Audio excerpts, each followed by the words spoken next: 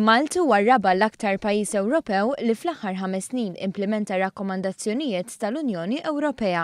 Dan skont studju tal-istituzzjoni Bruegel li analizza lil pajjiżi Ewropej u kemm jimplementaw dak li tissuġġerixxi l-Unjoni Ewropea.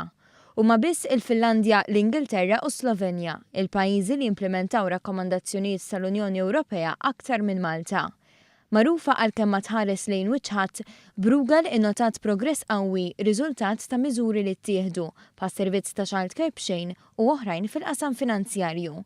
Fi sfond ta' ħidma bla preċedent minn Gvern Laburista, il-Ministru għall-Finanzi l-Professur Edward Cicluna qal li dan ir-riżultat huwa wieħed mistħoq. Aħna mill-bidunet sew fil-programm elettorali l-ewwel wieħed konna għadna illi dak kollu rridu nagħmlu qed jaqblu magħna l-Kummissjoni. Ilhom kienu jgħidulu l-Gvern ta' qabel dwar il-fatt li Malta kienet tiddependi kompletament fuq iż-żejt, illi l-parteċipazzjoni tan-nisa kienet fost l-iktar baxxa u oħrajn li l-qrati jieħdu żmien, li l-kuntratti jieħdu żmien, eċetera.